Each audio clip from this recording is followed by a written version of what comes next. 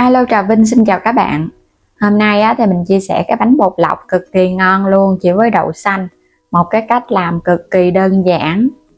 Bánh đậu xanh bột lọc dai dai giòn giòn mềm mềm, không có cần phải pha bột, không nhồi, cũng không có cần phải tạo hình bánh gì hết.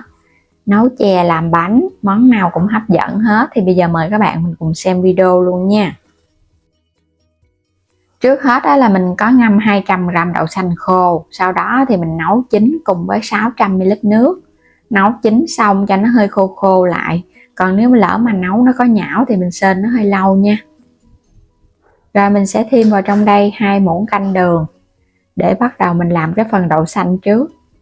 Dằn thêm chút xíu muối, trộn sơ qua cái là được à. Rồi bây giờ bắt lên, mình nấu nó hơi khô thì mình sẽ thêm vào đây chút xíu nước cốt dừa, nước cốt ép cho nó đặc, nó béo ngon cái phần đậu.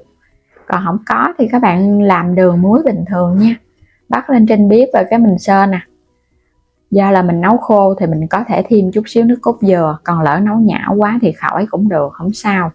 Sên chút xíu để cho đậu xanh của mình nó khô lại, giống như là mình làm nhân bánh vậy đó. Nó phải hơi khô ráo chứ đừng có ẩm quá. Chờ cho nó nguội chút xíu thì bắt đầu mình mới đi vo viên được. Đậu xanh làm xong, nếu mà ăn nhiều thì các bạn làm nhiều nha. Mình cứ vo viên cho nó tròn tròn nhỏ nhỏ vậy nè, gọn gọn thôi. Một cái cách làm bánh với bột lọc, bột năng mà để đơn giản nhất mà mình từng làm luôn nè. Vo viên để qua bên. Mỗi một viên thì khoảng 1 muỗng. Mỗi viên là khoảng muỗng cà phê nhân là vừa rồi.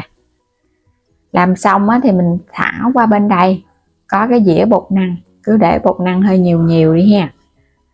Vo viên cái thả qua, vo viên cái thả qua, một chút nữa mình phủ một lớp bột năng làm bột áo.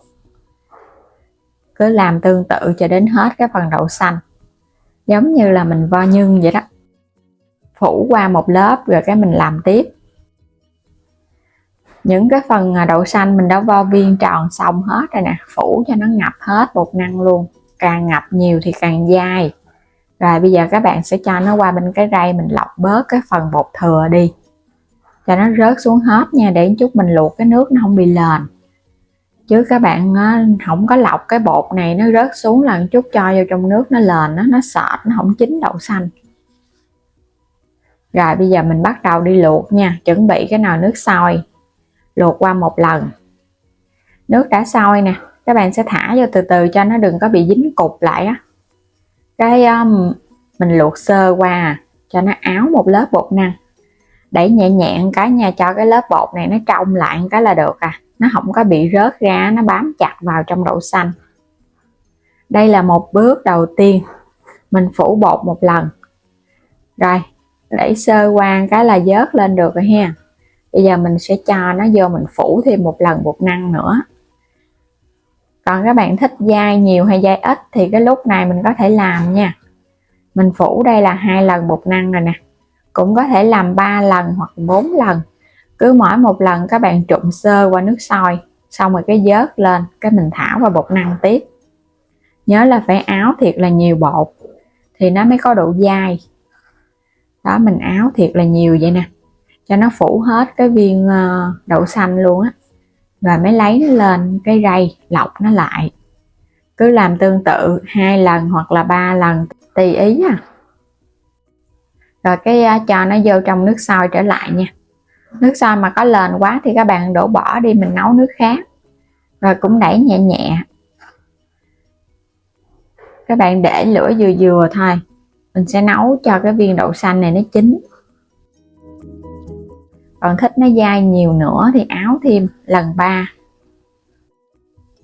Đây là đúng cái bánh bột lọc luôn các bạn, mình áo 3 lần bột rồi đó. Rồi vậy là xong rồi đó. Nấu cho nó sôi bùng lên trở lại nữa rồi vớt ra được rồi. 3 lần bột áo. Viên đậu xanh nó bắt đầu nó trong rồi nè. Mình vớt ra. Và nhớ là cái bước cuối cùng các bạn phải nấu cho nó trong bột luôn nha, nó mới chín bột. Đây sẵn sàng một cái dĩa bánh bột lọc đậu xanh mà không có cần phải nhồi bột gì hết á. Bây giờ mình đi cho vào đây 400ml nước cốt dừa để thắng nước cốt ăn cùng. Thêm vào đây 3 muỗng canh đường nữa nha. Chút xíu muối. 1 muỗng canh bột năng hoặc là bột gạo. Khuấy đều để cho bột nó tan ra hẳn cái mình mới bắt lên trên bếp được, chứ nào bột nó chưa tan các bạn nấu là nó ốc trâu á. Mình khuấy đều lên rồi á, bắt lên trên bếp thắng nước cốt dừa thì các bạn để lửa vừa vừa thôi nha, để cho bột nó chín từ từ á, chứ có bột ở trong này thì nó mau đặc lắm, nó chín không kịp. Khuấy chút xíu là bắt đầu nó sệt sệt lại khoảng 5 đến 10 phút nó mới chín. Mình sẽ thêm hành lá sắc nhỏ vô, ăn cùng này nó mới thơm ngon. Rồi khuấy khi nào mà thấy nó sệt sệt vậy là được rồi ha, cho hành lá vô nó dậy mùi thơm quá chừng luôn. Nước cốt đang nóng, chan lên trên cái bánh cho nó ngập ngập nó mới ngon. Nước cốt dừa với hành lá ăn kèm với bánh bột lọc đậu xanh. Còn nếu nấu chè thì các bạn làm vậy xong rồi cái mình cho vô nước cốt dừa mình nấu chè cũng ngon luôn, nhưng mà làm bánh thì ngon hơn á. Nó dai dai nè, ở trong thì nó bùi bùi béo béo từ đậu xanh. Những cái viên thì nó tròn trịa, chan nước cốt dừa ướt ướt lên ăn nó mới ngon. Dù là các bạn ngâm ở trong nước cốt dừa cả ngày nó cũng không có bị mềm đâu, nó cũng không tan rã nữa, nó vẫn dai và nó tạo hình cũng còn tròn vậy luôn. Thấy là đã hấp dẫn lắm rồi đó. Món nào mà có nước cốt dừa là nó ngon nè. Các bạn làm thử cái món này nha, chỉ với bột năng và đậu xanh, hai nguyên liệu kết hợp thôi để ra được cái món bánh bột lọc ngon hết sảy, mà không có cần phải tốn công mà mình nhồi bột rồi cái mình phải cán bánh nữa. Tròn tròn nè, béo béo, thơm thơm, dai dai, mềm mềm, bùi bùi, và có thêm cái nước cốt hành lá đó, ăn vô rất là đặc biệt luôn.